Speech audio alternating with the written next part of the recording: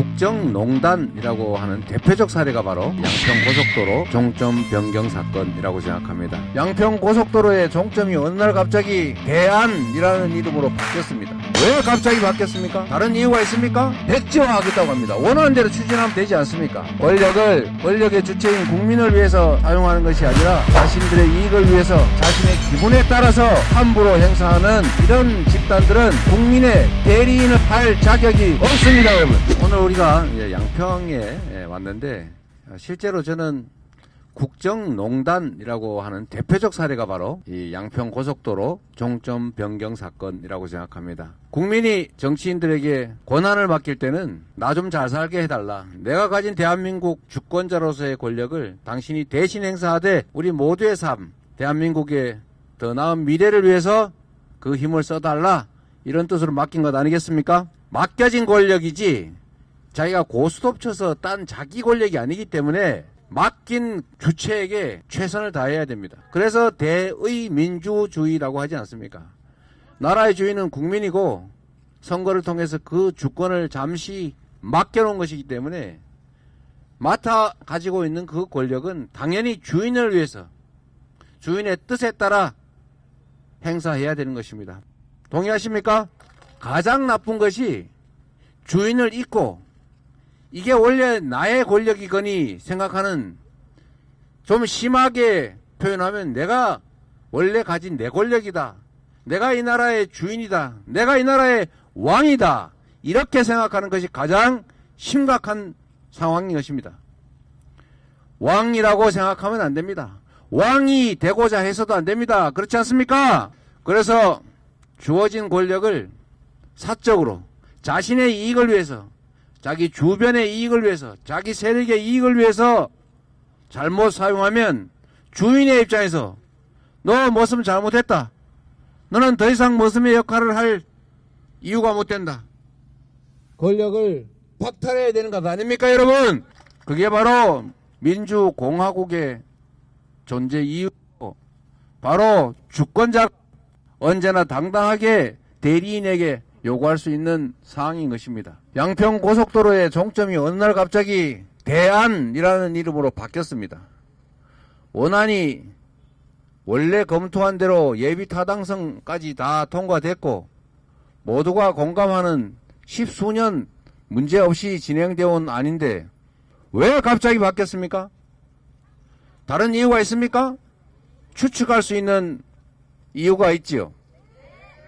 그래서 국민들이 의심하지 않습니까? 왜 바꿨느냐? 왜 대안을 냈느냐?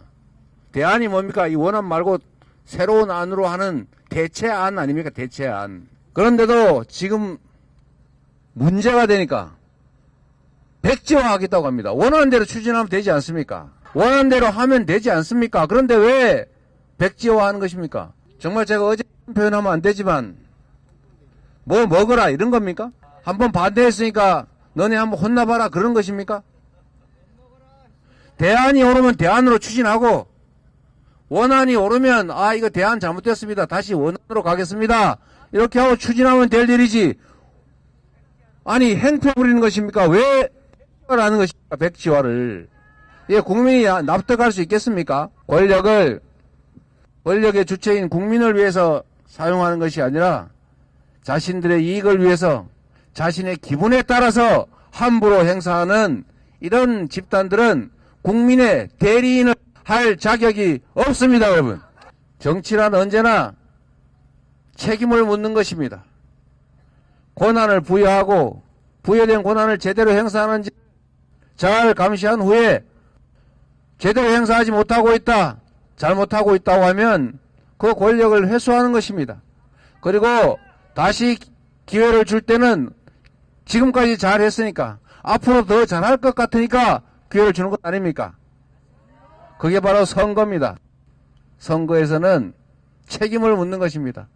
지금까지 살만했다, 견딜만하다, 앞으로 더 잘할 것 같다 라고 하면 다시 권력을 주는 것입니다. 지금까지 너무 못했다, 도저히 못 살겠다, 못 참겠다, 앞으로 더 나빠질 것 같다 이러면 다른 선택을 하는 것입니다. 그게 바로 선거입니다.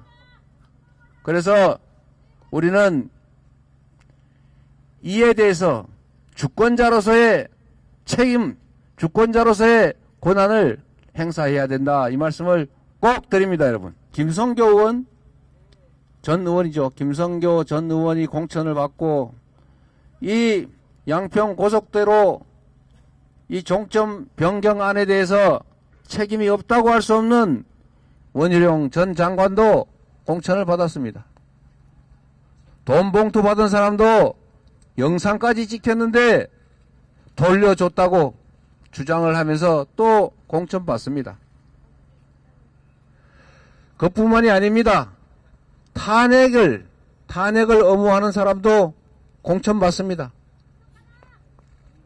대체 국민의힘은 이런 분들 내세워서 국민에게 심판받겠다는 것인데 과연 그게 국민에 대한 도리냐 이런 생각이 듭니다. 그러면서도 민주당 비난하기 바쁩니다. 민주당 어제 밤에 참으로 놀랄 일이 벌어지지 않았습니까? 유능하고 좋은 국회의원들께서 참으로 가슴 아프지만 경쟁의 과정에서 많은 분들이 탈락했습니다. 민주당은 당원의 당이고 국민이 당의 주인이라는 사실을 경선을 통해서 증명했습니다. 국민들은 변화를 원합니다. 새로운 인물들이 새로운 시대를 준비해달라고 하지 않습니까? 그런 점에 대해서 또 갈등이니 내홍이니 무슨 누구 편이니 누구 편이 아니니 이렇게 또 몰아갑니다. 정말로 옳지 않은 일입니다. 국민의 선택을, 당원의 선택을 왜 그렇게 폄하하는 것입니까? 국민 주권의 원리를 제대로 구현하고 있는 게 우리 민주당의 공천 아닙니까? 저는 정부 여당 스스로를 돌아보라 이렇게 말하고 싶습니다. 스스로를 돌아보고 과연 국민들에게 나 지금까지 잘했으니까 다시 기회를 달라 이렇게 말할 수 있어야 합니다. 그런데 지금 과연 그렇습니까? 저희는 그렇지 못하다는 생각을 합니다. 국민들께서 이 나라의 주인이라는 사실을 국민들께서 살아 깨어 있음을 국민들께서는 언제나 제대로 보고 제대로 듣고 제대로 판단할 것임을 확신합니다.